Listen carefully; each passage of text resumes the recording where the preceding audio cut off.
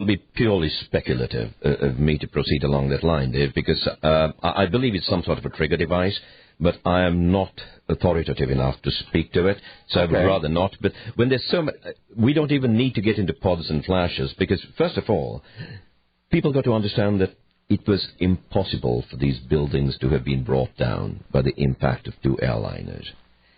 People don't realize that these buildings, they were designed to absorb the full frontal impact at any point along its entire elevation of a fully loaded Boeing 707 laden with 23,000 gallons of fuel and flying at 600 miles per hour. You know, the kinetic energy transfer of a 707 is about 10% greater than that of a 767 because it's flying about 100 miles per hour faster. That's about 4.1 billion foot-pounds of kinetic energy. These buildings were designed to take this at any point along its elevation. That's number one. Number two, people simply choose to ignore that fact. Then they also choose to ignore the fact that aviation fuel, the stuff, jet fuel, is refined kerosene. That's all it is.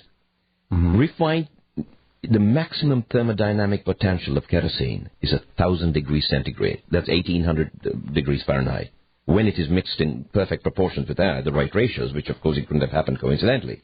There's no hydrocarbon on Earth that can melt steel. It's impossible. Charcoal produces a higher temperature than hydrocarbons. And charcoal, as you know, can only be used in a blast furnace where you're blasting large volumes of air over it to supply oxygen. But the fire could not have melted the steel. It's got to get through people's heads sooner or later, but they don't want to hear it. They see this visual image of an airliner crashing into a building that is designed to withstand an impact. Then they see a few flames, which, by the way, are suffocating very quickly through oxygen starvation. The fuel's exhausted itself. And then all of a sudden, you have 400,000 cubic yards of concrete being pulverized into fine powder. I mean, you're talking powder in the grade of a few microns. Some as small as 1 micron. This is not buckling. Some engineer I was talking to in a state of denial said, "Oh, this is buckling collapse." You know, this is absurd. Buckling collapse does not pulverize concrete. It cannot do it. There's simply it takes two. Only explosives can do this. I ask your listeners to go back, watch some of these videos, get the original footage, and watch very carefully the collapse of these buildings. You can actually see the sequence of the explosives going off floor by floor by floor. There are firemen who attest to this, who've seen it, felt it, heard it. You know, the so-called pancake theory is another absurdity. Let's presume they're correct, and all of these floors pancaked one on top of each other and descended. It cannot do this at free fall speed, because each floor beneath it would impede the progress of the one above it to some degree. So it would have to be impeded progressively. It would have taken quite a while for these to come down. This was a complete gravity drop, 8.1 seconds. The entire building is dust. Even if the floors collapsed, what you'd end up with is the entire 47-beam steel core sticking up like a finger straight into the sky. Because the floors were simply bolted onto these things. What happened to this entire core? The entire core ended up into a bubbling, molten mass of steel in the basement. People don't get it through their heads. Kerosene can't do this. Cutting torches can do this. Explosives can do this. Really? Why did this thing smoke and burn for like, what was it? 5 weeks, Dave. 5 weeks, yeah. And over 2,000, I have thermal imagery taken by USCG aircraft and from USGS and from NASA aircraft. 2,000-degree fires smoldering and bubbling. That doesn't make underground. sense. Where are the cores, the steel cores of these buildings? How do you get kerosene to cause steel to bubble for 5 weeks at 2,000 degrees? It's impossible. I guess that doesn't make any difference. It's impossible. If the government says it, and if Dan Rather tells you that, well, then that's the way it is. And don't confuse me with the facts. Don't tell me about common sense. Don't show me photographs. Don't do anything that makes me think for myself, because I can't, I won't, and you can't make me. And that seems to be the attitude of the general population. And Dave, when people watch these two towers collapsing, they should also see the clouds of dust and the steel beams. These are beams, each weighing several tons, being ejected upwards and outwards at about 250 feet per second. What kind of a buckling collapse causes that? It's impossible. Kidding. It is. We've got to take another break. We'll be back, and we will start taking your phone calls. First up, let me see, we got Mike, Donna, Fred, Ted. Everybody's lined up here, so when we come back, we're going to hit the phones. This is Dave and Joyce, and man, I tell you, we're tearing the roof off the sucker. We'll be back in 3 minutes.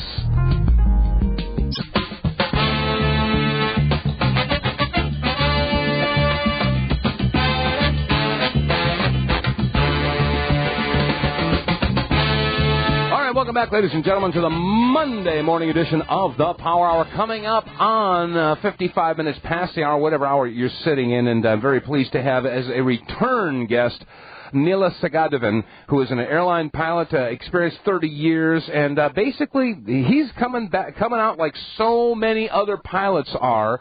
We've spoken to, over 24 now. And all but one of them agree 100% with what the video and photographic evidence shows, and that is that it is impossible for an airliner to have created the damage at the Pentagon, and the planes that slammed into the targets on September 11th in New York City are likely not the planes that took off from the airports. Now, I know this is hard for a lot of people to understand and to accept. But the photographic and video footage and common sense is screaming this. And so are many other military persons. I mean, gosh, we've talked to colonels and generals and stuff, and they see this stuff and they agree with us. So anyway, Nila, again, thank you for staying with us. Is there any other points that you want to make? Because we are backed up from here to Cincinnati with phone calls. Well, there are simply too many points to raise on this thing, Dave, because, you can go on and on about it. You can talk about insider trading. You can talk about Bush's behavior. Mm-hmm. People ask, how could guys have got into these towers to place explosives? Very few people know that Bush's brother, Marvin Bush, was a director of Stratosec. Stratosec was a company that was responsible for the security of every one of those buildings in the World Trade Center and Dulles Airport, from which Flight 77 took off. His cousin, Wirt Walker, was a CEO of Stratosec, the same security company. You can talk about the Caspian Sea gas reserves and what the statement that Cheney made. You can go on and on. I think one of the most important things, some listener the last time that I was on your show, from Canada, from France, I forget where he called from, he asked about remote control technology and so forth, and we didn't get a chance to go through with that. And that's a very interesting area because I got a lot of information on that about technologies that were devised by a chap by the name of Dov Zakheim. He's actually a rabbi, and this man was the former comptroller of the Pentagon, and he ran a company. He was the CEO of a company called Systems Planning Corporation, SPC. And these guys, their claim to fame is a flight termination system. It's called an FTS, which allows the takeover and control of an aircraft prior to takeoff or during flight. And it allows one controller to handle 8 aircraft in the sky. People don't open their minds to this kind of information because they would rather slip into their cocoons and live in their comfort zones. As Jack Nicholson screamed, you can't handle the truth. Let's go to our first call. Mike in Washington. Thank all of you for holding on, but we wanted to get to a couple of these salient points, and Neil is going to be staying with us into the next hour. So, Mike, you're up first. Go ahead. Dave, how you doing? All right, go ahead. First of all, I want to tell you that you gave a really moving speech in the Jimmy Walter video, and I really enjoyed hearing you talk on that. Thank you. It was wonderful. That was a really good video. And I was going to bring up the fact that Marvin Bush was the head of security, and he was the one that had access, but your guest beat me to it. But another thing I wanted to point out about the Pentagon, the most surveilled piece of property on the planet, it has a parallel there. It also lost $3.4 trillion in the last 2 years because their computers don't communicate. Okay. Did you hear about that? I hadn't heard about it. No, I hadn't. Oh yeah. Oh well. I have the Donald Rumsfeld. Cynthia McKinney confronts Donald Rumsfeld, and she points out that in fiscal year 2000 and in the fiscal year 2000, 1.1 trillion is missing from the Pentagon, and fiscal year 1999, 2.3 trillion. Trillion with a T dollars is missing from the Pentagon. And their excuse is because their computers do not communicate. So if the computers don't communicate, I guess the video cameras don't work, and I don't know. I know, it's frustrating, isn't it? Anyway, we got to take our top of the hour break. Is there anything else, Mike? No, God bless you guys. All right, you take it easy. We'll be back in a short break, 1 minute, 10 seconds. Hour number 3, steamrolling your way. Stay right there. Thanks, Daddy.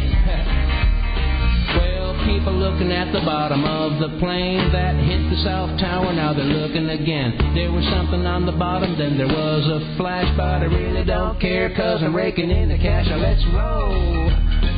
War means money, folks. Put 2 and 2 together and come up with something other than 3 or 5 or 9, or in the case of Halliburton's contracted award, $27.5 million to transport 87,000 gallons of liquid propane from Kuwait to Baghdad. Go figure. Don't tell me it's not about money, folks. Welcome back to hour number 3 of today's Monday morning installment of the Power Hour. This is Dave Von Kleist and Joyce Riley, and we have a guest returning that just is blowing everybody's mind, including mine. Our guest is Nila Sagadevan, and he is also on a digital phone line, which is why he sounds almost better than I do. You use that a whole lot, don't you, sir? Okay, well, anyway, we've got phone calls and phone calls and phone calls, so let's jump right back in there. Fred in Philadelphia, thank you so much for holding for so long. You're on the air with our guest. Go ahead, please. Neil, I want to ask you, make sure to give your contact information as soon as you can. And also, I think that the pilots should speak as one, the 20 pilots that Dave mentioned, as being more knowledgeable and coming out with common sense thesis as to what happened on 9/11, and make sure that the pilots have sufficient security in their own lives after this point. Okay, go ahead. Go ahead. Where do we go from here? Go ahead. You go ahead and comment. Who am I speaking with? That's Fred in Philadelphia. Hi, Fred. Are you a pilot? No, I'm not. Okay. There's a little pregnant pause here. Fred, what's your question? Clarify, please. Well, no, just a comment, right? Just to have stay in contact with each other, and that the people that believe the same thesis as to the events of 9/11 as you do, stay in contact with each other and support each other and have sufficient security. I see. I get your point. Thank you. Okay, well, thank you so much. Let's go to Ted in New York. Ted, you're up and running. Go ahead. Yes, I was commenting on your discussion about the Pentagon earlier. The landing gear certainly would remain intact, and there's also, what supports more of a UAV theory is that picture of those, it was like 4 guys or 6 guys in uniform hauling something away with a tarp over it. Exactly. You probably remember that photo. I'm looking at it as we speak.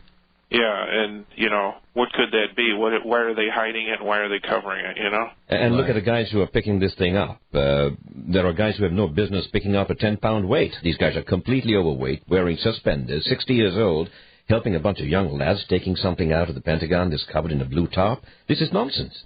Yeah. I was flipping channels this morning before leaving for work, and I noticed they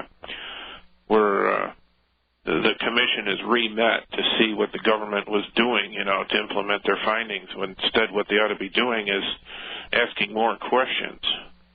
Oh, the questions are interminable. You can go on with this thing for years. None of the questions have been answered in the so-called 9/11 Commission report. None of them. It's a complete whitewash. Well, there were softball questions, too. I mean, there were things that they never even brought up Building 7. Not a mention of Building 7 in the entire report. I mean, what's wrong with this picture? Not only that, but, they spent $300 million investigating Monica Lewinsky and a cigar, and they only spent $60 million investigating September 11th. What's wrong with this picture? And the clean sweep of a crime scene. Look what they did to the Pentagon. Every scrap of it was taken out. In fact, there's some footage a news helicopter, of a human chain of about 100 people carefully walking across the Pentagon lawn, picking up piece by piece. Who sanitizes a crime scene like this? No is kidding. Unheard of. On television. I mean, that's exactly right. They went through and they destroyed the evidence, and they showed everybody that they were doing it. I mean, Twin Towers, they shipped the steel out to China. Yeah, and it's probably the hull of a big ship. I don't know. I don't even want to get... I'm getting upset. Hey, Ted, thank you for the call. We're going to take a break. We'll be back in 3 minutes. Megan, Ed, y'all stay right there, and we'll get to the calls. Stay there.